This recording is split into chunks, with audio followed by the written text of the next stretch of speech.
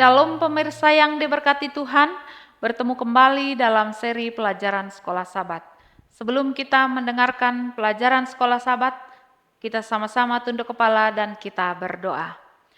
Bapa kami dalam surga, puji syukur Tuhan atas kesempatan pada malam hari ini, kami akan mendengarkan firman Tuhan melalui pelajaran Sekolah Sabat. Kiranya firman yang akan kami dengarkan membawa kami setiap hari semakin dekat di hadapan Tuhan. Sempurnakan doa kami Tuhan, dalam nama anak-Mu Yesus kami berdoa. Amin. Pelajaran Sekolah Sabat Senin 18 September 2023 yang berjudul Ikat Pinggang dan Baju Zirah.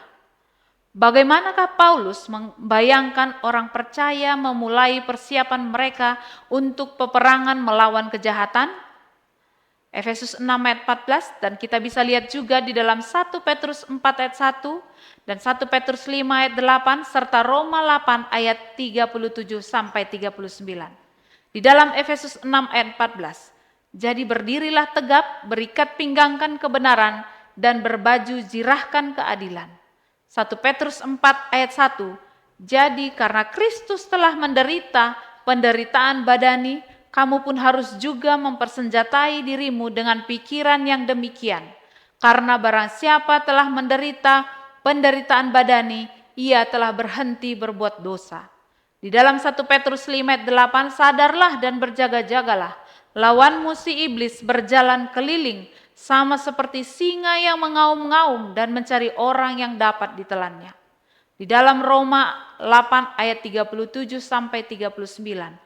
Ayat 37 mengatakan, tetapi dalam semuanya itu kita lebih daripada orang-orang yang menang oleh Dia yang telah mengasihi kita.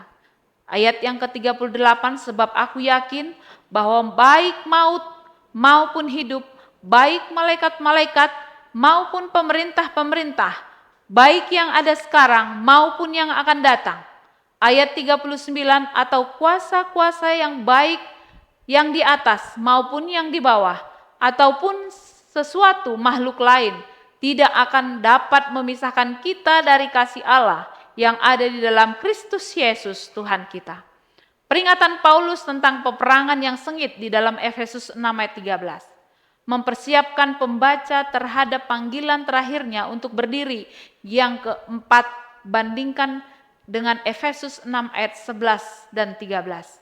Dan merupakan panggilan terperinci untuk mengangkat senjata di dalam Efesus 6 ayat 14 sampai 17. Paulus menggambarkan tindakan mengikat pinggang seseorang. Boleh kita bandingkan dengan Yesaya 11 ayat 5. Pakaian kuno yang longgar perlu diikat di pinggang sebelum bekerja atau berperang. Bisa juga kita bandingkan dengan Lukas 12 ayat 35 dan 37 serta Lukas 17 ayat 18. Paulus membayangkan orang percaya mengenakan baju zirah seperti halnya anggota legiun Romawi, dimulai dengan ikat pinggang militer kulit dengan pelat ikat pinggang dekoratif dan gespernya.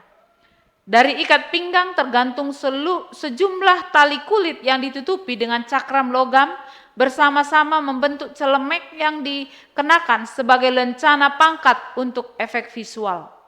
Ini membantu fungsi penting untuk mengikat pakaian dan memegang barang-barang lainnya di tempatnya. Kebenaran bukanlah milik orang percaya, itu adalah karunia Allah. Boleh kita bandingkan dengan keselamatan di dalam Efesus 2 ayat 8. Namun tidak untuk tetap abstrak tanpa memberikan dampak perubahan apapun pada kehidupan mereka. Mereka harus memakai kebenaran Allah untuk mengalami dan menggunakan karunia ilahi ini. Mereka tidak begitu banyak memiliki kebenaran Tuhan seperti kebenaran Tuhan yang memiliki dan melindungi mereka. Paulus mendesak kepada orang percaya untuk mengenakan baju zirah keadilan. Bisa kita bandingkan dengan 1 Tesalonika 5 ayat 8. Seperti ikat pinggang kebenaran itu berasal dari ilahi, menjadi bagian dari baju zirah Yahweh dalam perannya sebagai pejuang ilahi, terdapat di dalam Yesaya 59 ayat 17.